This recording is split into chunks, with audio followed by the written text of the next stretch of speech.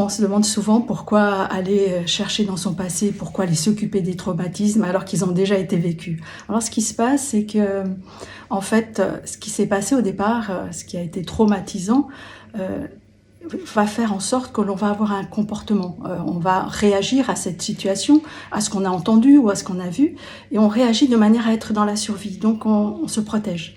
Et puis ce système de survie, à long terme, va devenir une construction, mais aussi une prison. C'est-à-dire qu'on ne va plus pouvoir sortir de ce mode de mécanisme, de ce mode de fonctionnement. Et ce qui va se passer, c'est que si on a entendu, par exemple, qu'on était un bon à rien, eh bien, on s'est construit avec cette idée. Alors, soit on la réfute, soit on la combat, soit on y adhère, mais peu importe, la construction a été faite à partir de là. Et à partir de là, notre comportement, notre interaction à l'autre va se construire à partir de là.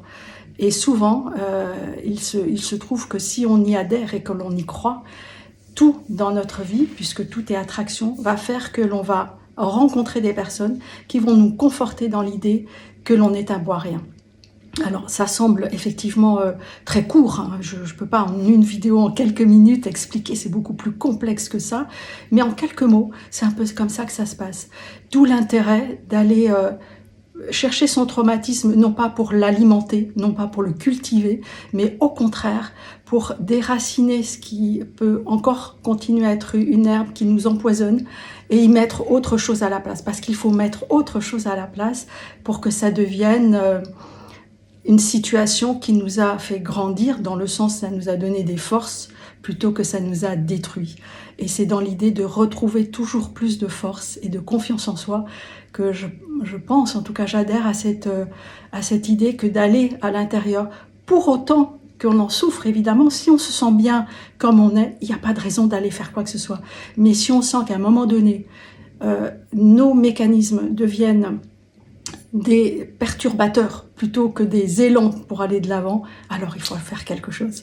Et là, vraiment, je vous invite à démarrer, si le cœur vous en dit, évidemment. N'hésitez pas à me suivre, n'hésitez pas à commenter ce que je vous dis aussi. Évidemment, comme je vous dis, en quelques mots, c'est impossible de traiter le sujet qui est tellement complexe et tellement unique pour chaque personne.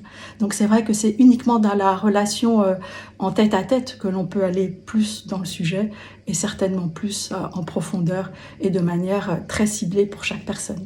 Alors je vous dis à bientôt.